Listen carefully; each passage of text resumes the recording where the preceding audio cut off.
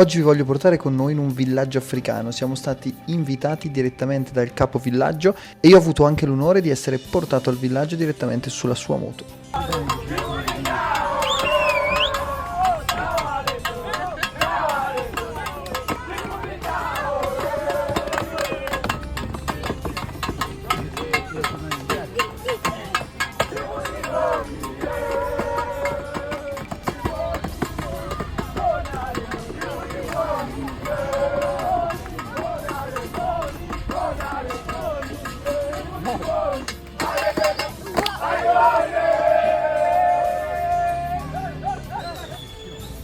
Come avete potuto vedere, ma soprattutto sentire, siamo stati accolti ben prima di arrivare al villaggio.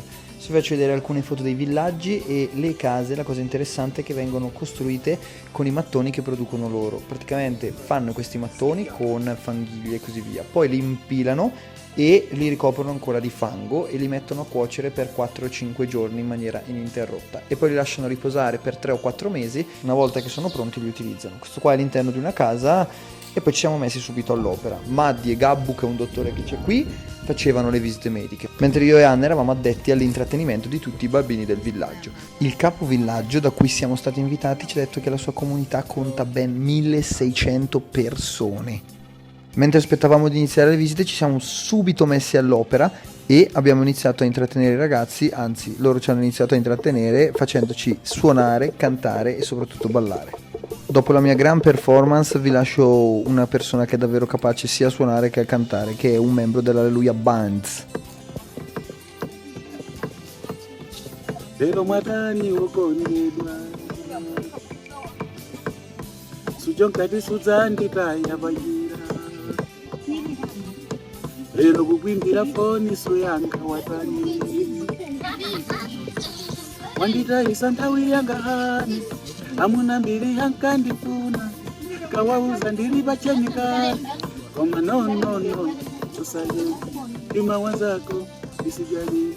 Quasi dimenticavo, il famoso cantante dell'Alleluia Band è anche il bambo fumo del villaggio, ovvero il capo villaggio, da cui abbiamo avuto l'onore di essere stati invitati. Vai, vai, vai, vai, baila, baila, baila, baila, baila, baila, alegre, aiole, vai, vai.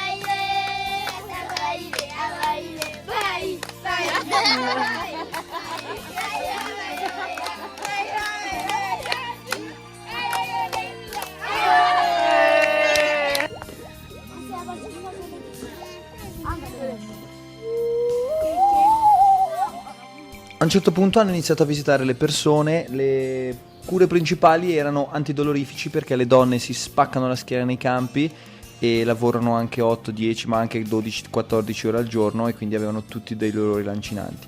Mentre abbiamo trovato anche qualche caso di malaria che se è beccato prontamente viene curato senza nessun tipo di problema. E intanto io e Anna, appunto come vi dicevo, stavamo intrattenendo i bambini, facendoli giocare, io gli ho fatto fare il diavolo mentre Anna ha fatto giocare un po' col pallone.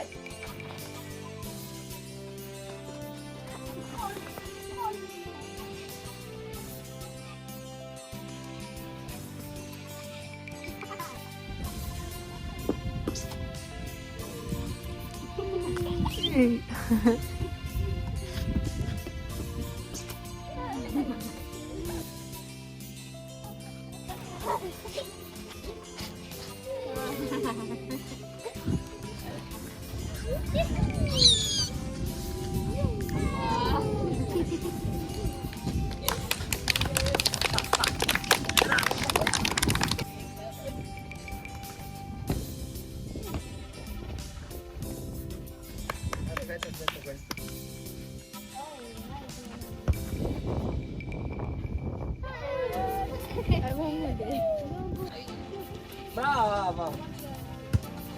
Vai!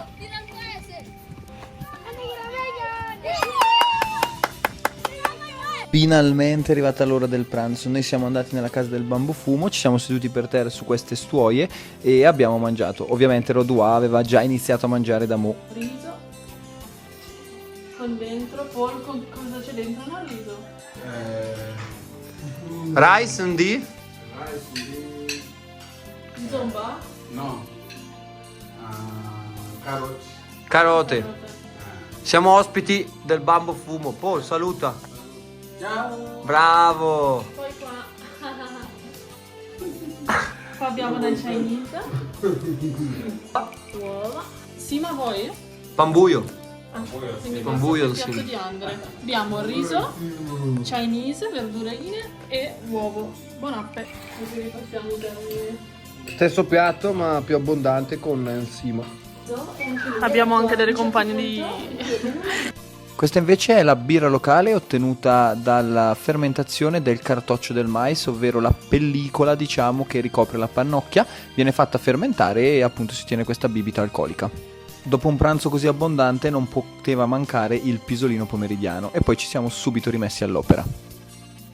Lo schema della visita era il seguente: Gabbu visitava e faceva le domande in inglese, il Bambo Fumo le traduceva in cicewa perché nessun paziente sapeva parlare inglese e poi ritraduceva in inglese le risposte, così che il medico potesse capire quale fosse la terapia. Matt disegnava tutte le medicine, il nome dei pazienti, l'età e che cosa avessero, così da avere un registro e poi portare le medicine se mancavano la volta dopo. Una volta tolte le sedie e i seggiolini ci siamo ridiretti a casa accompagnati da questo bellissimo tramonto. Io come al solito vi ringrazio per la visione e ci vediamo al prossimo mercoledì.